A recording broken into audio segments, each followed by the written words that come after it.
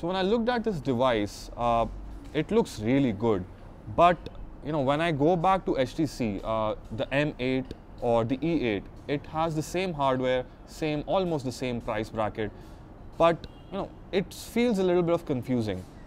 Anyway, when I'm talking about the Desire Eye over here from HTC, which again comes with a really good looking design, it has plastic, but it does not feel cheap at all. Especially the colored band around the edges, it looks really cool.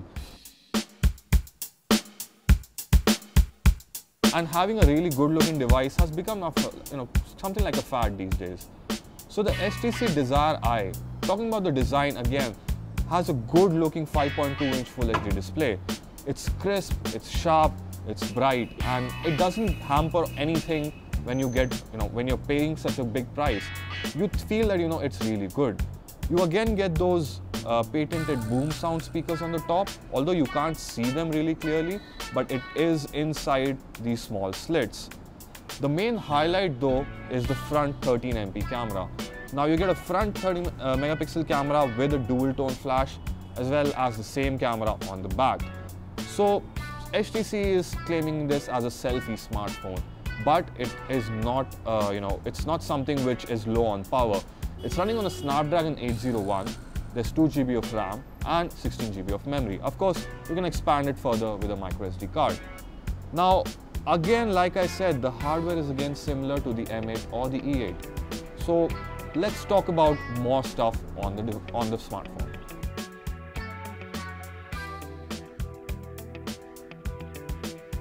Talking about the performance on the Desire Eye, it runs on a Snapdragon 801 SoC with 2 GB of RAM.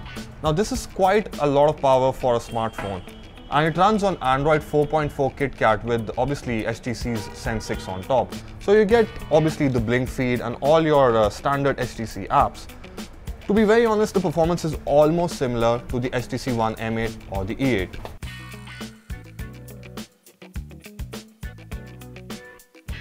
Now, if you're playing games, if you're looking at videos, everything runs very smooth. There is no glitch, no problems whatsoever. But overall, I think you don't need any more power than this SoC. And like I said, it's similar to the HTC One M8 and the E8. There's hardly any difference you can find. Although there is a larger screen on the device, if you like playing videos and if you like playing games on it. But I think there isn't a huge difference among the three devices.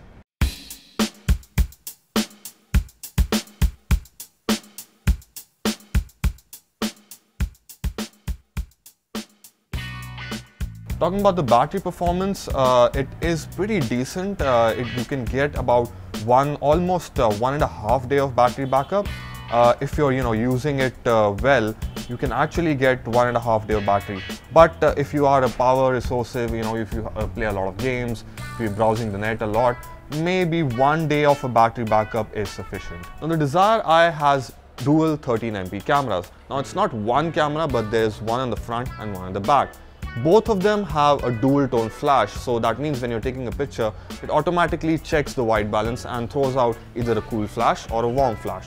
The performance of the camera is actually really good, and we took pictures in daylight and in few low light shot as well. It comes out really great. The shutter speeds are really quick, and even the exposure and the autofocus comes out to be fairly fast. But if you're comparing this with the HTC One E8, which again has a 13MP camera, it's almost similar.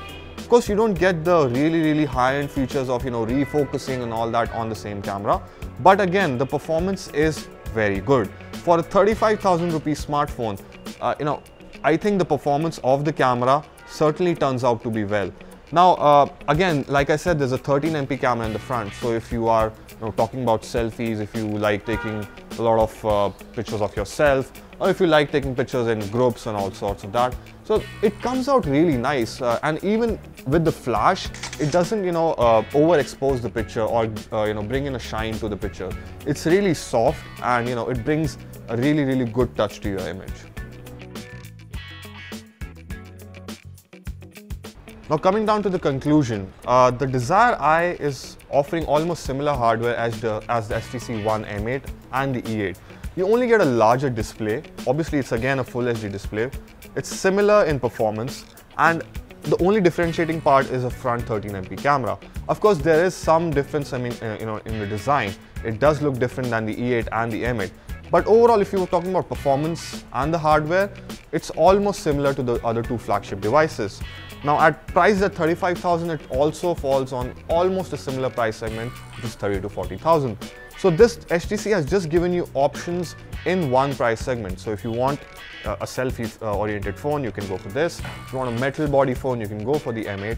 Or if you want a plastic similar M8 design, then you can go for the HTC One E8.